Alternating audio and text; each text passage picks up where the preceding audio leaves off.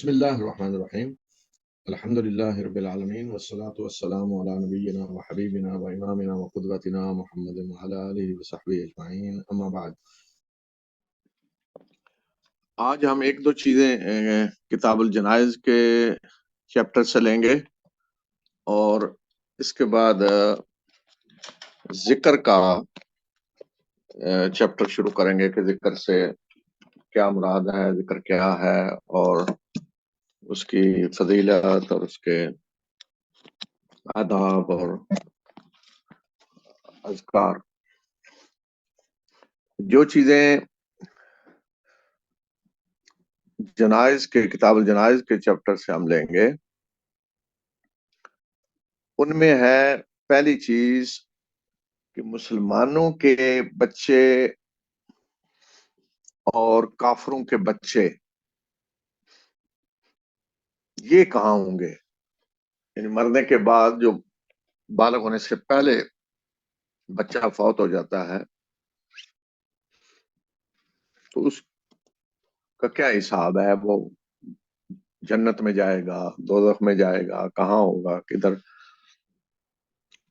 اور یہ یاد رکھیں کہ انسان کا امتحان اس وقت شروع ہوتا ہے جب وہ بالغ ہوتا ہے، اور بالغ تقریباً 11 12 سال کا بچہ یا بچی بالغ ہوتے ہیں. تو اللہ تعالیٰ نے دنیا میں جو امتحان رکھا ہے وہ بالغ ہونے کے بعد رکھا ہے، اس لیے کہ بالغ ہونے کے بعد انسانی عقل اس کی مکمل ہوتی ہے اور انسان اپنی عقل سے کام لیتا ہے، غور و فکر کر سکتا ہے، سوچنے سمجھنے کے قابل ہو جاتا ہے. تو اس لیے اللہ تعالیٰ نے بالغ ہونے کے بعد اصل امتحان شروع کیا ہے. تو اگر کوئی بالغ ہونے سے پہلے فوت ہو گیا تو اس کا کیا حکم ہے. تو جہاں تک مسلمان بچوں کا تعلق ہے تو وہ تو علماء متفق ہیں کہ وہ جنت میں جائیں گے، اور اس پہ بھی تقریباً اتفاق ہے مسلمان علماء کا کہ جو کافروں کے بچے ہیں وہ بھی جنت میں جائیں گے، جو کسی کافر کے گھر پیدا ہوئے. کیوں جنت میں جائیں گے؟ کیوں؟ اس لیے کہ ابھی امتحان تو شروع نہیں ہوا کہ ان کے بارے میں کوئی فیصلہ کیا جاتا کہ امتحان انہوں نے دیا ہے اور امتحان میں فیل ہوئے ہیں، انہیں موقع ملا دنیا میں بالغ ہونے کے بعد زندگی گزارنے کا، تو اس میں یہ فیل ہوئے، ایمان نہیں لائے، تو وہ تو بالغ ہوئے ہی نہیں، اس سے پہلے فوت ہو گئے. تو اللہ تعالیٰ کا ایک قانون ہے جو قرآن میں اللہ تعالیٰ نے بیان فرما دیا ہے، وما کننا معذبین حتی نبعث رسولا. اللہ تعالیٰ فرما رہے ہیں کہ ہم عذاب دینے والے نہیں ہیں جب تک ہم رسول نہ بھیج لیں. کیا مطلب ہے اس کا؟ کہ جب تک اللہ کا رسول آ کر کسی کو دعوت نہ دے اور دعوت کے بعد وہ انکار کرے تو پھر وہ کافر ہے اور پھر عذاب کا مستحق ہوتا ہے. لیکن سوال یہ ہے کہ اگر کسی کو دعوت پہنچی ہی نہیں ہے تو اس کے بارے میں کیسے کہا جا سکتا ہے کہ اس نے انکار کر دیا ہے، اس نے ماننے سے انکار کر دیا ہے. تو اس کے بارے میں بھی اللہ تعالیٰ نے فرمایا کہ وما کننا معذبین حتی نبعث رسولا، کہ جب تک ہم رسول نہ بھیجیں ہم عذاب دینے والے نہیں ہیں. تو جب بڑوں کے بارے میں بھی اللہ تعالیٰ نے یہ فرما دیا ہے کہ جب تک ان پہ حجت پوری نہ ہو، انہیں پیغام نہ پہنچایا جائے تو اللہ انہیں عذاب نہیں دیتا، تو پھر بچے جو ہیں وہ تو بدرجہ اولا اس کے مستحق ہیں کہ ان سے کوئی حساب کتاب نہ ہو، اس لیے کہ وہ تو ابھی امتحان میں شامل ہی نہیں ہوئے. باقی یہ کہ ان کا کسی کافر کے گھر پیدا ہونا یہ ان کا اختیار تو نہیں ہے، کسی بچے نے تو نہیں فیصلہ کیا، دنیا میں آنے والا تو نہیں فیصلہ کرتا کہ اس نے کس کے گھر پیدا ہونا ہے. یہ تو اللہ تعالیٰ کا انتخاب ہے کہ اللہ تعالیٰ کسی کو کس جگہ رکھتا ہے امتحان کے لیے، کس کے گھر پیدا کرتا ہے، مسلمان کے گھر، کافر کے گھر. تو ظاہر ہے جو مسلمان کے گھر پیدا ہوا ہے اس کو رعایتیں بھی کم ملیں گی. یعنی وہ اگر نیک امال نہیں کرتا، یا وہ اگر اپنے رب کو نہیں پہچانتا، اس کے باوجود کہ مسلمان کے گھر پیدا ہوا ہے، تو اسے کوئی رعایتی نمبر نہیں ملیں گے. اس کا امتحان بڑا سخت لیا جائے گا. یہ بالکل ایسا ہی سمجھیں کہ جیسے کچھ بچے ہیں جو بڑے اعلیٰ اسکولوں میں پڑھے ہیں، تو امتحان میں ان کے پیپر جب چیک کیے جائیں گے تو انہیں کوئی رعایت نہیں دی جائے گی، نہیں دی جاتی، مستحق بھی نہیں ہے. اور دوسری طرف اسی امتحان میں کچھ ایسے بچے شامل ہوئے ہیں جو دور دراز علاقوں کے دیہاتی اسکولوں میں پڑھے ہیں، جہاں تعلیم کا کوئی معیار نہیں، اساتذہ بھی کبھی آتے ہیں کبھی نہیں آتے. تو ایسے بچے اگر وہی امتحان دے رہے ہیں تو ظاہر ہے عقل بھی یہی کہتی ہے کہ انہیں رعایت کا مستحق قرار دیا جائے اور ان کا امتحان آسان لیا جائے، نرمی کی جائے، ان کے ساتھ سختی نہ کی جائے. تو یہی معاملہ یہاں ہے کہ جو لوگ مسلمان معاشرے میں پیدا ہوئے تو انہیں وہ رعایت نہیں ملے گی جو انہیں ملتی ہے جو کسی کافر کے گھر پیدا ہوتے ہیں، کافر معاشرے میں پیدا ہوتے ہیں. تو یہ رعایت تو بالغ ہونے کے بعد بھی ملے گی، لیکن جو بالغ ہونے سے پہلے فوت ہو گیا ہے تو وہ تو رعایت کا زیادہ مستحق ہے. تو اس پہ ہمارے فقہا کا، علماء کا اتفاق ہے کہ مسلمان بچے بھی جنت میں جائیں گے اور جو کافروں کے بچے ہیں وہ بھی جنت میں جائیں گے. اب سوال یہ ہے کہ وہ کافر جنہیں ہم اصطلاحاً کہتے ہیں، یعنی مسلمان نہیں ہیں، غیر مسلم کہہ لیں ہم، کہ جن تک دعوت نہیں پہنچی، تو ان کے ساتھ کیا معاملہ کیا جائے گا؟ تو اللہ کا قانون تو وہی ہے جو میں نے ابھی آیت پڑھی، وما کننا معذبین حتی نبعث رسولا. تو یہ قانون تو اللہ تعالیٰ نے قرآن میں بتا دیا ہے کہ جب تک ہم رسول نہ بھیجیں ہم عذاب دینے والے نہیں ہیں. اب یہ ہے کہ انہیں کس حد تک اپنی عقل سے بھی کچھ کام لینا چاہیے تھا، عقل سے کام لے کر اپنے رب کو پہچاننا چاہیے تھا، ان کی ذمہ داری کتنی تھی، پیغام نہیں پہنچا پھر بھی. تو یہ اللہ تعالیٰ نے فیصلہ کرنا ہے قیامت کے دن. لیکن یہ واضح طور پہ اللہ تعالیٰ نے بتا دیا ہے کہ جس تک دعوت نہیں پہنچی اسے عذاب نہیں دیا جائے گا. تو یہ ہو گیا مسئلہ مسلمانوں کے بچوں کا اور کافروں کے بچوں کا. اس کے ساتھ ہی ایک اور چیز بھی میں ڈسکس کر دوں جس کا کسی حد تک تعلق کتاب الجنائز سے بھی ہے، ویسے وہ آخرت کے ساتھ تعلق رکھنے والی چیز ہے. وہ ہے برزخ. برزخ کیا ہے؟ برزخ کہتے ہیں ایک پردے کو جو دو چیزوں کے درمیان میں ہوتا ہے. مثلا ایک دیوار جیسے ایک کمرہ ایک طرف ہے، دوسرا کمرہ دوسری طرف ہے اور درمیان میں دیوار ہے. تو اس طرح کی جو دیوار ہوتی ہے کہیں دو کمروں کے درمیان، تو اس کو بھی برزخ کہتے ہیں. یا جو رکاوٹ ہوتی ہے کسی جگہ دو چیزوں کے درمیان، اس کو بھی برزخ کہتے ہیں. تو ہماری شرعی اصطلاح میں جب ہم برزخ کا لفظ استعمال کرتے ہیں تو اس سے مراد ہے دنیا اور آخرت کے درمیان ایک مرحلہ. دنیا وہ ہے کہ جب انسان دنیا میں آتا ہے، ایک بچہ پیدا ہوتا ہے، وہ اپنی زندگی جس نے اللہ تعالیٰ نے اس کے لیے رکھی ہے وہ گزارتا ہے اور پھر اس کو موت آتی ہے. تو یہ ہر انسان کے لیے دنیا ہے. آخرت وہ ہے کہ جب اللہ تعالیٰ نے کہا ہے کہ وہ مرنے کے بعد دوبارہ اٹھائے گا، زندہ کر کے اٹھایا جائے گا ہر ایک کو، پھر اللہ کے سامنے سب پیش ہوں گے، حساب دیں گے. وہ باقاعدہ آخرت کی زندگی ہے. جب آخرت کی زندگی شروع ہوگی، اس سے پہلے کی زندگی ہر انسان کی موت کے بعد سے لے کے اٹھائے جانے تک اور پوری دنیا کو جو اللہ تعالیٰ نے بتایا کہ ختم کر دیا جائے گا ایک مرحلے پہ، جسے قیامت کہا گیا ہے، اور پھر دوبارہ زندہ کر کے سب کو اٹھایا جائے گا.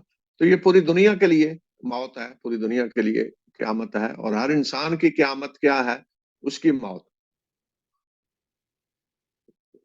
تو یہ موت سے شروع ہو کر اٹھائے جانے تک کا مرحلہ، اس کو ہم شرعی اصطلاح میں برزخ کہتے ہیں، برزخ کی زندگی. تو گویا کہ تین جہان ہیں، انسان کی تین زندگیاں ہیں. ایک دنیا کی زندگی ہے، ایک برزخ کی زندگی ہے، اور ایک آخرت کی زندگی ہے. دنیا کی زندگی میں انسان روح اور بدن دونوں کے ساتھ ہوتا ہے.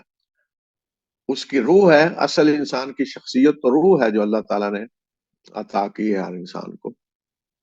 اصل انسان اس کی روح ہی ہے، اور اس روح کو دنیا میں ایک ڈھانچہ دیا جاتا ہے، وہ ہے اس کا جسم.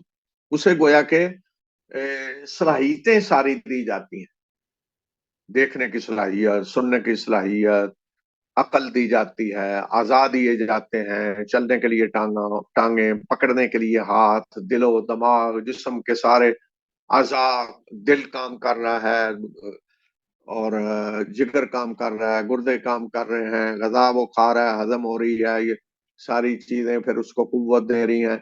تو یہ سارا کچھ اللہ تعالیٰ نے جو دیا ہے، یہ وہ قوتیں اور صلاحیتیں ہیں جو امتحان دینے کے لیے ضروری ہیں دنیا میں. تو یہ جسم ہے انسان کا.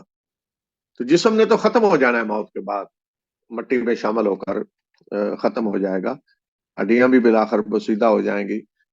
لیکن جو چیز باقی رہے گی موت کے بعد وہ ہے روح. تو دنیا کی زندگی جسم اور روح کے ساتھ ہے. برزخ کی زندگی جو ہے یہ روح کے ساتھ ہے، جسم یہاں نہیں ہے. جسم یہ دنیا والا یہاں ختم ہو جائے گا، مٹی میں مل جائے گا، سوائے انبیاء کے اجسام کے جن کو اللہ تعالیٰ باقی رکھتا ہے، مٹی انہیں نہیں کھاتی، یا جس کے جسم کو اللہ چاہے باقی رکھے کہ مٹی نہ کھائے. لیکن باقی اگر جسم رہے بھی تو بہرحال وہ جسم دنیا کی زندگی نہیں ہے، اس جسم میں پھر روح نہیں ہے. اور تیسری زندگی، تیسرا عالم جہان، وہ ہے آخرت. اس میں پھر روح کو جسم دیا جائے گا، لیکن وہ جسم یہ جسم نہیں ہوگا دنیا کا جسم. اس جسم کی ساخت کیسی ہوگی؟ ممکن ہے اسی طرح ہو، ممکن ہے شکل بھی اللہ تعالیٰ اس طرح کی دیں کہ دنیا کے انسان ایک دوسرے کو ظاہر پہچانیں گے آخرت میں. لیکن میں سمجھتا ہوں کہ اگر غور و فکر کیا جائے، اللہ تعالیٰ عدل کرنے والا ہے، اور اس کی رحمت کا تقاضا ہے کہ دنیا میں تو کسی کو اللہ تعالیٰ نے بدصورت بنایا ہے، کسی کو خوبصورت بنایا ہے، کسی کو کالا رنگ دیا ہے، کسی کو گہرا رنگ دیا ہے، کسی کا قد خاص اونچا ہے، کسی کا بہت چھوٹا ہے. تو دنیا میں امتحان کے لیے اللہ تعالیٰ نے یہ رکھا ہے. لیکن آخرت کی زندگی امتحان تو نہیں ہے، آخرت کی زندگی تو اس امتحان کا رزلٹ ہے. تو اس لیے وہاں میرا میرا یہ گمان ہے، غور و فکر کرنے کے بعد میں اس نتیجے پہ پہنچا ہوں کہ وہاں اس طرح نہیں ہوگا کہ کوئی خوبصورت ہے اور کوئی بدصورت ہے. ہاں، یہ ہو سکتا ہے کہ اعمال کے لحاظ سے کسی کو اللہ تعالیٰ ایسی خوبصورتی دے، نور زیادہ اسے اللہ تعالیٰ عطا کرے جس سے پہچان لیا جائے اس کا درجہ کیا ہے. تو وہاں جو کچھ ہوگا وہ اعمال کی بنیاد پہ ہوگا، اور اسی طرح درجات ہوں گے. تو یہ تین زندگیاں ہیں. تو برزخ کی زندگی کو اگر دیکھا جائے تو برزخ کی زندگی صرف روح ہے، اور یہ جو روح ہے یہ اس دوران، اس زندگی میں کس کیفیت میں ہوگی؟ اسی کیفیت میں جس طرح دنیا سے کوئی گیا ہے. یعنی اگر کوئی دنیا سے کامیاب ہو کر گیا ہے تو پھر اس زندگی میں روح کے ساتھ وہی معاملہ کیا جائے گا کہ جیسے کوئی شخص کسی امتحان میں کامیاب ہوا ہے اور اب وہ اپنے رزلٹ کا انتظار کر رہا ہے یا ڈگری ملنے کا انتظار کر رہا ہے، لیکن اس کو یہ پتا ہے کہ میں پاس ہو چکا ہوں، اور اس کو پھر یہ بھی بتایا جائے کہ اب پاس ہونے کے بعد تمہیں یہ ملازمت ملے گی، یہ منصب ملے گا، اور اس کے اندر یہ چیزیں ہوں گی، یہ سہولتیں تمہیں دی جائیں گی، ایسے تم زندگی گزارو گے، یہ ساری چیزیں مثلا سے بتائی جائیں کہ اب تمہارا فیوچر یہ ہوگا، مستقبل تمہارا یہ ہوگا۔ اور اگر کوئی فیل ہوا ہے تو اسے بھی احساس ہوگا کہ وہ فیل ہو کر آیا ہے، اور اس فیل ہونے کے نتائج بھی اس کے سامنے آتے جائیں گے۔ تو اسی طرح برزخ کی زندگی میں روح کے ساتھ معاملہ ہوتا ہے۔ جو ان لوگوں کی روحیں ہیں جو جنت میں جانے والے ہیں، تو ان کے ساتھ وہی معاملہ ہوتا ہے۔ وہ روح گویا کہ اب نعمتوں میں ہے، اسے دکھایا جا رہا ہے یہ تمہارا گھر ہے جنت، اور اسے یہ بھی دکھایا جاتا ہے کہ یہ ہے جہنم، دوسری طرف یہاں بھی سیٹ ایک تھی، اگر تم یہ اعمال کرتے تو جہنم میں جاتے، اور اب تم جو اعمال کر کے آئے ہو اب تمہارے لیے جنت میں جگہ ہے۔ تو یہاں جو روح کی کیفیت ہے اس کو سمجھنے کے لیے بہترین مثال خواب میں انسان کی کیفیت ہے۔ اب خواب میں روح ہی ہوتی ہے، جسم تو اپنی جگہ لیٹا ہوا ہے، بستر پہ ہے، کوئی حرکت نہیں، لیکن روح سفر کر رہی ہے، اور روح جب سفر کرتی ہے تو وہاں جسمانی طور پہ ہوتی ہے۔ انسان اپنے آپ کو بھی خواب میں جسمانی طور پہ دیکھ رہا ہوتا ہے، اور دوسروں کو بھی جسمانی طور پہ دیکھ رہا ہوتا ہے جن کو خواب میں دیکھتا ہے۔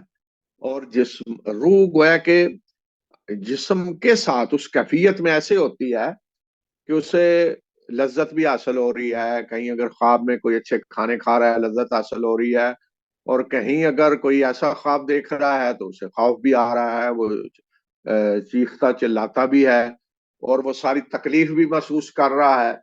تو وہ تکلیف تو روح ہی ہے، جسم تو وہی ہے، لیکن وہ روح اسی طرح ہوتی ہے کہ جیسے جسم کے ساتھ ہے۔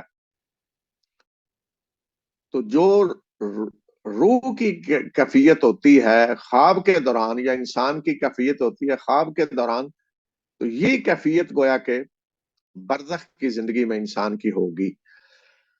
جو بڑے بڑے مجرم ہیں، دنیا سے بڑے بڑے جرائم کر کے گئے ہیں، بڑے بڑے ظالم ہیں، تو ان کو تو ایسا ہی رکھا جائے گا جیسے بڑے بڑے مجرموں کو رکھا جاتا ہے۔ مثلا فرعون اور آل فرعون کے بارے میں اللہ تعالیٰ نے فرمایا کہ النار یعرضون علیہا غدوا وعشیا ویوم تقوم الساعۃ ادخلوا آل فرعون اشد العذاب، کہ صبح و شام انہیں آگ کے سامنے لایا جاتا ہے، اور جب قیامت برپا ہوگی یعنی برزخ کی زندگی ختم ہوگی، اصل قیامت آ جائے گی، دوبارہ اٹھایا جائے گا، تو اس وقت انہیں کہا جائے گا کہ اے آل فرعون اب تم سخت عذاب میں داخل ہو جاؤ، آگ کے عذاب میں داخل ہو جاؤ۔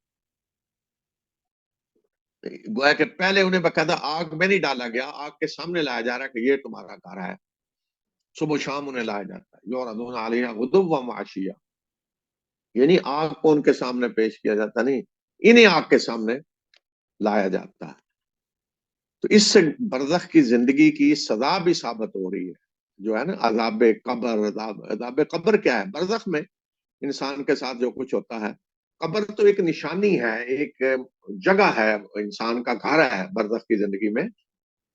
تو اصل کوئی یہ نہیں کہ اس جگہ پہ عذاب ہو رہا ہوتا ہے، اصل تو یہ ہے کہ اس زندگی میں عذاب ہو رہا ہوتا ہے، اور اس زندگی کی ابتدا قبر سے ہوتی ہے، تو اس لیے عذاب قبر بھی کہا گیا ہے۔ تو قبر ہی عذاب بھی بن جاتی ہے، عذاب کی جگہ بھی بن جاتی ہے، اور قبر ہی نعمتیں حاصل کرنے کی جگہ بھی بن جاتی ہے۔ تو یہ برزخ کی زندگی میں انسان کی कैफियत ये होती है कि उसको सजा भी मिल रही होती है और नेमतें भी हासिल हो रही होती हैं, लेकिन ये सजा असल सजा नहीं है जो किसी के जुर्म की सजा है। ये है, मैंने पहले भी मिसाल दी कि ये इस तरह समझ लें कि जिस तरह कोई कातिल है, कोई डाकू है, कातिल है, तो अभी बकायदा अदालत में उसके खिलाफ कोई फैसला नहीं आया, लेकिन ये पता है कि ये कातिल है, तो उससे जब उससे पहले बकायदा सजा की अनाउंसमेंट से पहले जब हवालात में रखा जाता है तो मुजरिम जैसा सलूक ही होता है। तो इसी तरह बरज़ख की जिंदगी में एक जालिम और काफर और मुशरक और ऐसे जो लोग हैं उनके साथ मामला होगा, और मोमिनों के साथ ये मामला होगा कि गोया कि उनका इस्तकबाल किया जा रहा है और नेमतें उन्हें हासिल हो रही हैं, और वो आगे उनको बता दिया गया है कि उनका मुस्तकबल क्या है। तो ये पूरी बरज़ख की जिंदगी है। अल्लाह ताला ने कुरान में भी इसका जिक्र किया है, हत्ता इदा जा अहदहुमुल मौत क़ाल रब्बि इरजिऊनी लअल्ली अअमलु सालिहन फीमा तरक्तु कल्ला इन्नहा कलिमतुन हुवा क़ाइलुहा व मिन वराइहिम बरज़खुन इला यौमि युबअसून। मुजरिमों का जिक्र करते हुए, काफिरों का जिक्र करते हुए अल्लाह ताला फरमा रहे हैं कि जब इनमें से किसी की मौत का वक्त आएगा तो उस वक्त ये कहेगा कि ऐ मेरे रब, मुझे वापस लौटा दुनिया में, ताकि मैं वहां जाकर अब नेक अमल करूं जो मैंने नहीं किए, जो मौका मुझे मिला था और वो मौका मैंने जाया किया। तो जो नेक अमाल मैं छोड़ के आया नहीं किए, ताकि अब मैं वो नेक अमाल जाकर करूं। तो अल्लाह ताला जवाब में फरमाएंगे, कल्ला, ये नहीं हो सकता, इन्नहा कलिमतुन हुवा क़ाइलुहा, बस ये एक बात है जो इसके मुंह से निकल रही है, इसका अब कोई फायदा नहीं है। और अब इनके आगे बरज़ख है उस दिन तक जब इन्हें जिंदा करके उठाया जाएगा। व मिन वराइहिम बरज़खुन इला यौमि युबअसून, जब तक इन्हें उठाया जाएगा जिंदा करके, उस वक्त तक इनके आगे बरज़ख है। तो कुरान में भी इस जिंदगी का सबूत है, और सजा का भी, जो आले फिरौन के बारे में मैंने आयत पढ़ी उससे सजा का भी सबूत है। तो ये जो मौजूद थे दो, इनका ताल्लुक तो है किताबुल जनाइज से। इसके बाद आज हम कुछ शुरू करेंगे चैप्टर जिक्र का। जिक्र का असली माना तो ये है कि किसी को याद करना, किसी इंसान को याद करना ये जिक्र है, किसी चीज को याद करना, उसका नाम लेना ये जिक्र है। लेकिन हम शरई इस्तिलाह में जब कहते हैं जिक्र करना या फलां ने जिक्र किया, तो उससे मुराद है अल्लाह को याद करना, अल्लाह का जिक्र करना। तो ये जिक्र वो है असल कि जब जबान से भी हो और दिल से भी हो, दिल और जबान जब मिल जाए इसमें। बाज दफा तो दिल में आदमी याद कर रहा है होता है किसी को, तो वो भी जिक्र है, दिल में भी याद करे तो जिक्र है। लेकिन असल जिक्र ये है कि जो कुछ दिल में है वो जबान पे भी आए, तो ये जिक्र है। और अल्लाह ताला को याद करना ये है जिक्र। और इसमें हम कहते हैं कि जो तीन चीजें बड़ी अहम है जिक्र में, उसमें एक है तस्बीह। हम अमूमन उर्दू में या पंजाबी बोलते हुए तस्बीह कह देते हैं जी। तो तस्बीह से मुराद बाज़ दफा ये ले लेते हैं वो जो वो मोतियों वाली होती है तस्बीह, उसे तस्बीह कहते हैं। असल ये लफ्ज है तस्बीह, हा है आखिर में, तस्बीह। तो चूंकि उस मोतियों वाले पे तस्बीह की जाती है, गिन गिन के लोग करते हैं, तो उसको भी तस्बीह कह देते हैं।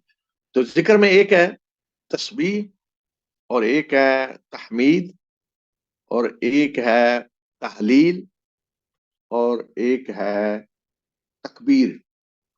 ये सबसे बड़े जिक्र ये है।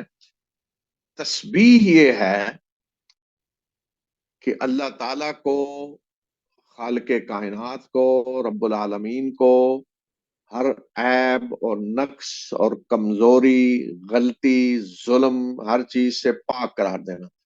یعنی ہر وہ چیز جس میں عیب ہے، جس میں کمزوری ظاہر ہو رہی ہے، جس کی نسبت کسی ظلم کی طرف ہو رہی ہے، غلطی کی طرف ہو رہی ہے، ایسی تمام چیزوں سے اللہ کو پاک قرار دینا، یہ ہے تسبیح. جب ہم کہتے ہیں سبحان اللہ، کیا معنی کیا ہے اس کا کہ اللہ پاک ہے؟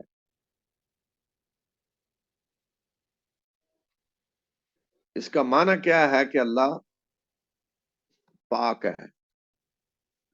تو کیا مطلب کس چیز سے پاک ہے؟ ہر عیب، نقص اور کمزوری سے اللہ تعالیٰ پاک ہے. یہ ہے تسبیح.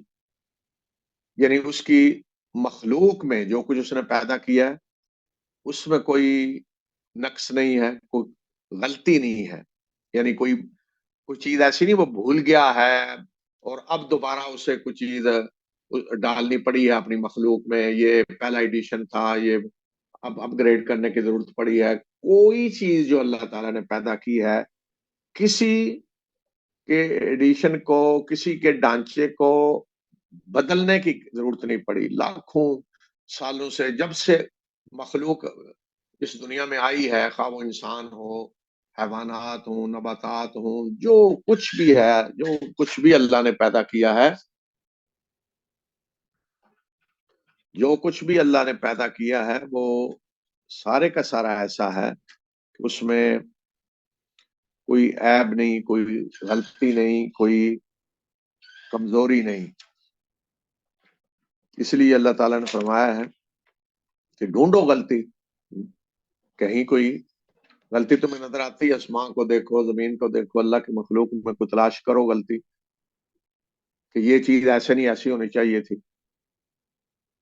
تو یہ ہے تسبیح. اور حمد کیا ہے کہ اللہ تعالی کی طرف تمام اعلی صفات کو منسوب کرنا اور اس کی تعریف کرنا، ثنا کرنا.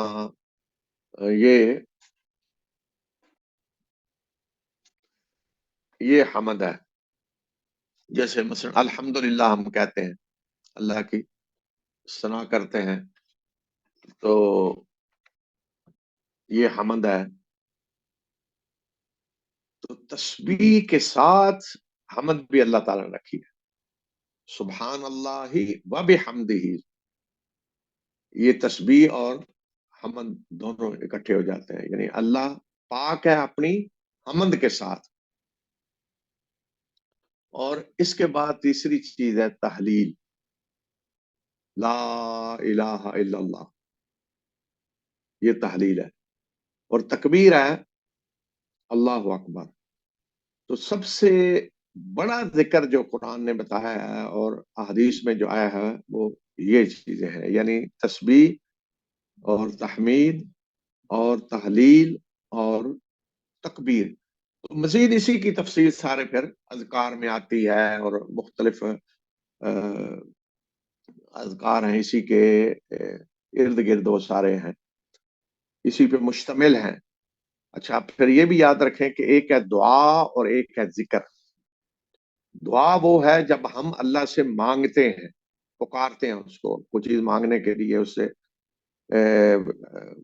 گڑ گڑاتے ہیں، اس کے سامنے مانگتے ہیں. اور ذکر جو میں نے بتایا کہ اس کی حمد کرنا، تسبیح کرنا، تحلیل کرنا اور تکبیر کرنا. تو اللہ تعالیٰ نے قرآن میں اہل ایمان کو حکم دے کے فرمایا، یا ایھا الذین آمنوا اذکروا اللہ ذکرا کثیرا وسبحوہ بکرۃ واصیلا.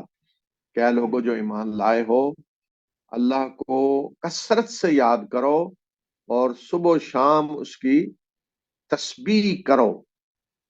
تو تسبیح کا حکم ہے، صبح و شام تسبیح کرو.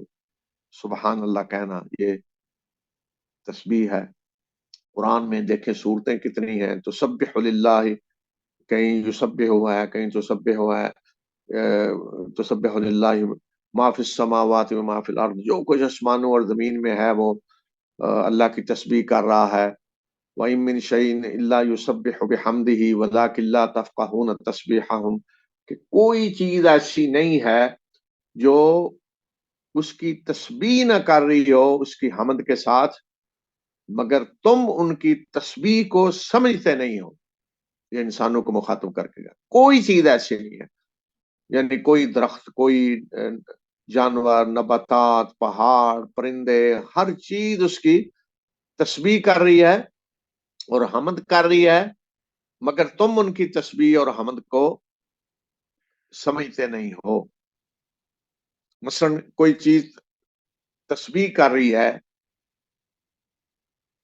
कि उसे तुम देखते हो तो सुभान अल्लाह कहने पे मजबूर हो जाते हो, ये उस चीज की एक तस्बीह है, वो तस्बीह कर रही है। लेकिन फिर हर एक की अपनी तस्बीह की जबान भी है। परिंदे अपनी जबान में तस्बीह करते हैं। हजरत दाऊद के बारे में कुरान में अल्लाह ताला ने बताया है कि वो जब तस्बीह करते, ज़बूर पढ़ते, तो परिंदे भी उनके साथ शामिल हो जाते, पहाड़ भी उनके साथ अल्लाह की तस्बीह में शामिल हो जाते। तो परिंदे भी अपनी जबान में भी तस्बीह करते हैं, जानवर भी तस्बीह करते हैं, पहाड़ भी तस्बीह करते हैं। और दूसरी एक तस्बीह ये है कि जहां किसी को देखकर आदमी पुकार उठता है सुभान अल्लाह, तो वो गोया के दूसरे को तस्बीह पे मजबूर कर रहा है। तो ये अल्लाह ताला ने कहा कि सुबह शाम उसकी तस्बीह करो और उसको कसरत से याद करो। और फिर अल्लाह ताला का ये वादा है कि जो अल्लाह को याद करता है, अल्लाह उसे याद करता है। अल्लाह ताला ने फरमाया फज़कुरूनी अज़कुरकुम, मुझे याद करो मैं तुम्हें याद करूंगा। इसकी मिसाल आज के दौर में बड़ी आसान से समझ में आती है। मसलन व्हाट्सएप पे अगर कोई आपको रोजाना कोई मैसेज, कोई चीज भेजता रहता है, तो हर वक्त वो आपके सामने आएगा, आप उसे याद रखेंगे, उसका नाम टॉप पे होगा बिल्कुल, तो याद रहेगा आपको। और अगर किसी ने कोई महीने गुजर गए, कोई मैसेज नहीं भेजा, तो उसका नाम बहुत नीचे चला जाएगा, सामने आएगा ही नहीं, और आस्ता आस्ता वो भूलता जाएगा। लेकिन जो रोजाना आपको को मैसेज भेज रहा है व्हाट्सएप पे, फेसबुक पे या ट्विटर पे, किसी चीज पे भी, तो वो आपको याद रहेगा, आप उसे भूल नहीं सकते। तो इसी तरह जब बंदा अल्लाह को याद करता है, तो अल्लाह का वादा है कि मैं भी उसे याद करता हूँ। और एक हदीस कुदसी है, जिसमें रसूलुल्लाह सल्लल्लाहु अलैहि वसल्लम ने फरमाया है। देखिए, हदीस कुदसी वो है, इसी मुनासबत से मैं वजाहत कर दूं, कि जिसमें रसूलुल्लाह सल्लल्लाहु अलैहि वसल्लम अपनी जबान में फरमा रहे होते हैं, लेकिन आप ये फरमाते हैं कि अल्लाह ताला फरमाता है। यानी मफहूम उसमें जो है वो आप फरमा रहे हैं अल्लाह फरमाता है, लेकिन अल्फाज रसूलुल्लाह सल्लल्लाहु अलैहि वसल्लम के होते हैं। कुरान में अल्फाज भी अल्लाह ताला की तरफ से हैं और उसके अंदर जो मानी है वो भी अल्लाह ताला की तरफ से हैं। यानी दोनों चीजें, मानी भी और अल्फाज भी। हदीस कुदसी के जो मफहूम है वो अल्लाह ताला की तरफ से है, और उसको बयान किया अपने अल्फाज में रसूलुल्लाह सल्लल्लाहु अलैहि वसल्लम ने। और जिसे हम इस्तिलाह में हदीस कहते हैं, वो मफहूम भी और अल्फाज भी रसूलुल्लाह सल्लल्लाहु अलैहि वसल्लम के हैं। तो बाद लोग ये जब हदीस कुदसी का जिक्र आए तो वो समझते हैं कि हदीस कुदसी है ये, तो इसमें तो जो कुछ भी कह दिया जाए बस वो सही है। तो ये याद रखें, हदीस कुदसी भी मौजू भी है, मनगढ़ंत भी हैं, ज़ईफ भी हैं। जो बाकी हदीसों में है वो हदीस कुदसी में भी है। बल्कि हदीस कुदसी का नाम लेकर तो उन लोगों को ज्यादा फायदा उठाने का मौका मिला जो हदीसें गढ़ा करते थे कि ये तो जी हदीस कुदसी है। तो हदीस कुदसी को भी उसी तरह परखा जाएगा जो किसी हदीस को परखने का मयार है, देखने का कि ये हदीस सही है या नहीं। तो हदीस कुदसी को भी उसी तरह देखा जाए। तो हदीस कुदसी में रसूलुल्लाह सल्लल्लाहु अलैहि वसल्लम फरमाते हैं, इस हदीस को बुखारी और मुस्लिम दोनों ने रवायत किया है कि अल्लाह ताला فرماتا ہے کہ میں اپنے بندے کے میرے بارے میں جو گمان ہے اس گمان کے مطابق اس سے معاملہ کرتا ہوں. انا عند ظن عبدی بھی، کہ میرے بارے میں جو میرے بندے کا گمان ہے میں اس کے مطابق اس سے معاملہ کرتا ہوں. اور جب وہ مجھے یاد کرتا ہے تو میں اس کے ساتھ ہوتا ہوں. وانا معہ حین یذکرنی، جب وہ مجھے یاد کرتا ہے تو میں اس کے ساتھ ہوتا ہوں. اللہ کی معیت حاصل ہوتی ہے بندے کو جب بندہ اللہ کو یاد کرتا ہے. فَإِن ذَكَرَنِي فی نفسہ ذکرتہ فی نفسی، اور اگر وہ مجھے اپنے دل میں یاد کرتا ہے تو میں بھی اسے اپنے دل میں یاد کرتا ہوں. تو یہاں دیکھیں اس حدیث کے حصے سے یہ بھی ثابت ہوا کہ دل میں ذکر بھی ہے. میں نے پہلے بات کی کہ اصل ذکر تو یہ ہے کہ دل اور زبان دونوں شامل ہو، لیکن ایک شکل ذکر کی یہ بھی ہے کہ دل میں ہو. آپ دل میں کسی کو یاد کر رہے ہیں، زبان پہ نہیں لائے لفظ لیکن دل میں یاد کر رہے ہیں. تو یہاں اللہ تعالیٰ فرما رہے ہیں کہ اگر میرا بندہ اپنے دل میں مجھے یاد کرتا ہے تو میں بھی اپنے دل میں اسے یاد کرتا ہوں. وَإِن ذَكَرَنِي فِي مَلَئٍ ذَكَرْتُهُ فِي مَلَئٍ خَيْرٌ مِّنْهُ، تو اگر وہ کچھ لوگوں میں مجھے یاد کرتا ہے تو میں ایسے لوگوں میں اسے یاد کرتا ہوں جو اس مجمع سے، ان لوگوں سے بہتر ہیں. یعنی کسی مجمع میں آدمی بیٹھا ہے، کسی مجلس میں بیٹھا ہے، کسی کچھ لوگوں کے ساتھ بیٹھا ہے، وہاں بیٹھ کے اللہ کو یاد کرتا ہے، تو اللہ تعالیٰ فرما رہے ہیں کہ میں اس سے بہتر، ان لوگوں سے بہتر لوگوں میں اسے یاد کرتا ہوں. وہ کون؟ اللہ کے فرشتے ہیں. تو اللہ تعالیٰ پھر فرشتوں کے سامنے اس بندے کو یاد کرتا ہے. اور اللہ تعالیٰ فرما رہے ہیں کہ اگر کوئی بندہ میری طرف آتا ہے ایک بالش، تو میں ایک ہاتھ اس کی طرف بڑھتا ہوں. یعنی اگر تھوڑا سا آدمی اللہ کی طرف رخ کرتا ہے، بڑھتا ہے، قریب ہوتا ہے، تو اللہ تعالیٰ اور اس کے قریب آتا ہے. اور اگر کوئی اللہ کی طرف چل کے آتا ہے، تھوڑا چلتا ہے، تو اللہ تعالیٰ فرمانا کہ میں دوڑ کر اس کی طرف آتا ہوں.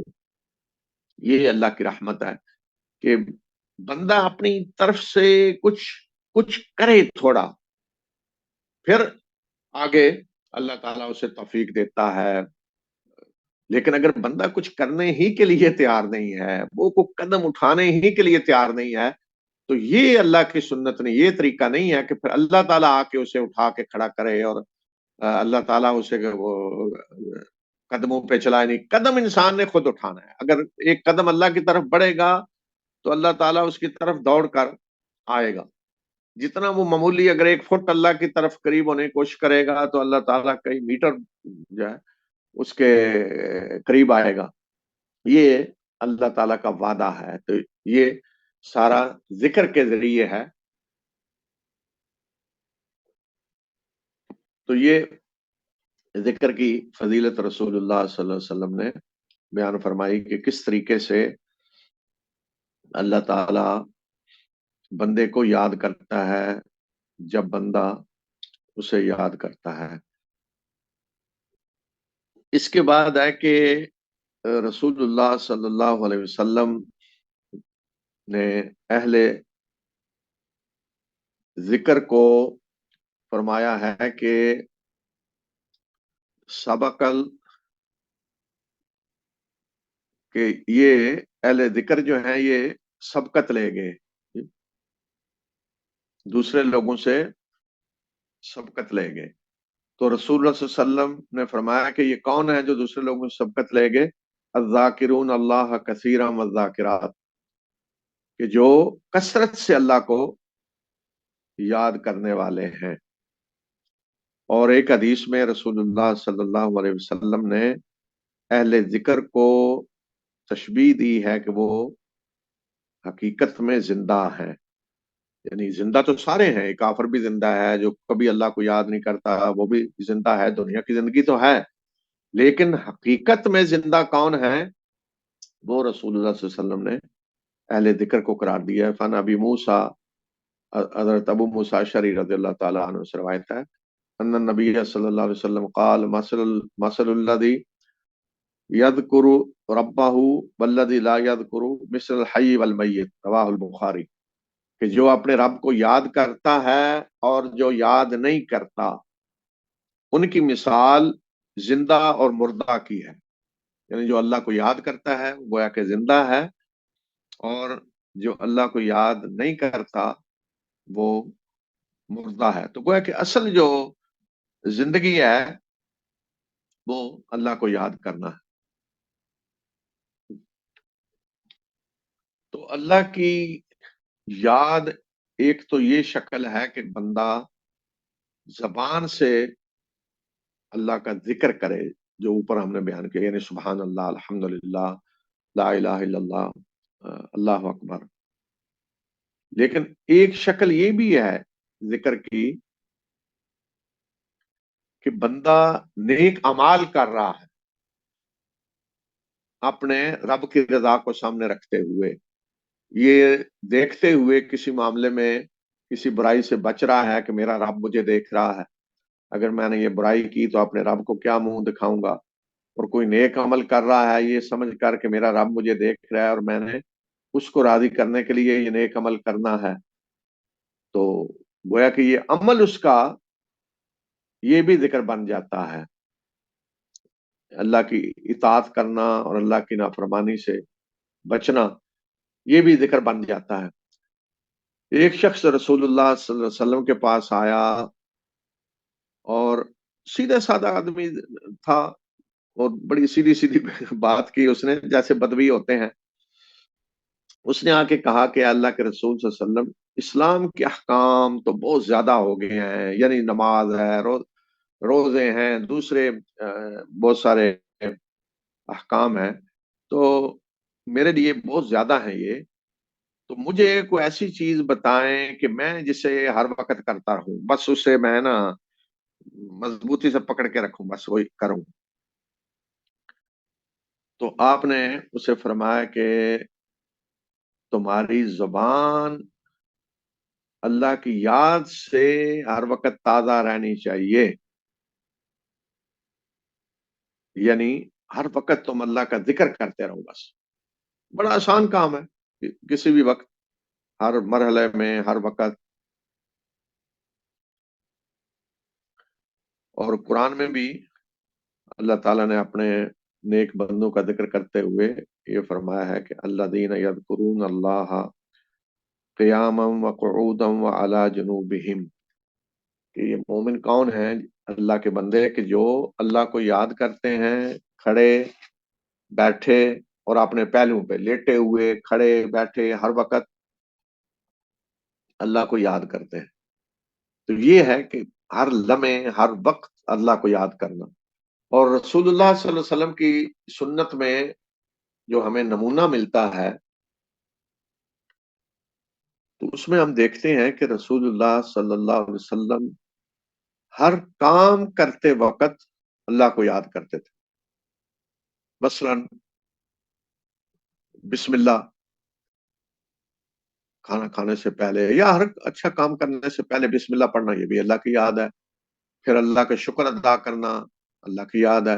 سواری پہ بیٹھتے ہوئے اللہ کی یاد، نیا کپڑا پہنتے ہوئے اللہ کا شکر ادا کرنا، اللہ کی یاد، گھر سے نکلنے کی دعا، داخل ہونے کی دعا، یہ دعا ہم جسے کہہ رہے ہیں نا، یہ اصل میں اذکار ہیں، یعنی اللہ کو یاد کرنا ہے یہ۔ اور بعض اذکار دعائیہ بھی ہیں جس میں آدمی اللہ سے کسی چیز سے پناہ مانگ رہا ہے یا کوئی چیز طلب کر رہا ہے اللہ سے، تو وہ یہاں ذکر اور دعا دونوں جمع ہو جاتے ہیں۔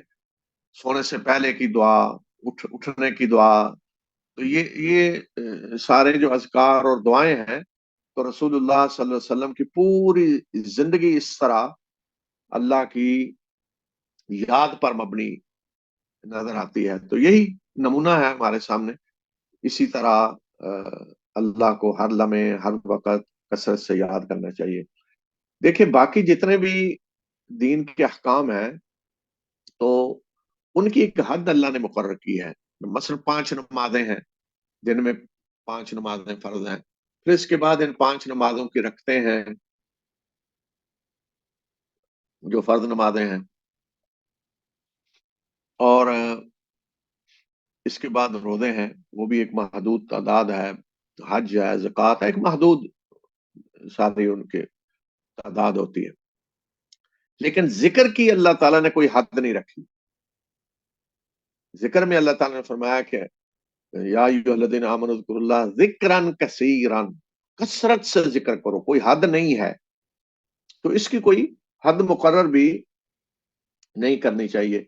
अल्लाह ताला ने मोमिनों का जिक्र करते हुए, मोमिनात का जिक्र करते हुए फरमाया कि वज़्ज़ाकिरीन अल्लाह कसीरन वज़्ज़ाकिरात अअद्दल्लाहु लहुम मग़फ़िरतन व अजरन अज़ीमा, कि अल्लाह को कसरत से याद करने वाले मर्द और अल्लाह को कसरत से याद करने वाली औरतें, इनके लिए अल्लाह ने मग़फ़िरत और अजर अज़ीम तैयार कर रखा है। तो कोई हद अल्लाह ताला ने नहीं रखी। तो जब अल्लाह ताला ने हद नहीं रखी, तो हमें भी अपनी तरफ से कोई इसकी हद मुकर्रर नहीं करनी चाहिए। हाँ, जहां रसूलुल्लाह सल्लल्लाहु अलैहि वसल्लम ने कोई हद मुकर्रर की है, मसलन आपने तस्बीह या तहमीद या तहलील या तकबीर की कोई हद मुकर्रर की है कि ये 33 मरतबा ये पढ़ो, 33 मरतबा या 34 मरतबा, इस तरह, तो वहां तो ठीक है, उसी तरह हम उसके मुताबिक पढ़ेंगे। लेकिन जहां रसूलुल्लाह सल्लल्लाहु अलैहि वसल्लम ने कोई हद मुकर्रर नहीं की, तो वहां फिर हम कोई हद मुकर्रर नहीं करेंगे।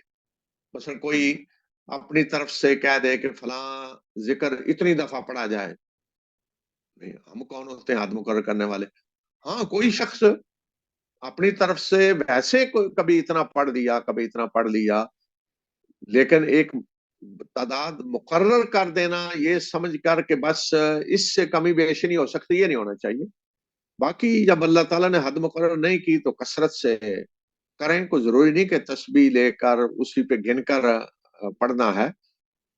जितना जिक्र कर सकते हैं करते जाएं, या कम से कम फिर 3 वितर की तादाद रखें, 3 अदद हो, 5 हो, 7 हो, 9 हो, 11 हो, इस तरह अगर रखनी है तादाद तो फिर इस तरह होनी चाहिए। कभी कोई कितना 7 पढ़ लिया, कभी 9 पढ़ लिया, तो इस तरीके से हम कोई तादाद अपने लिए रख सकते हैं।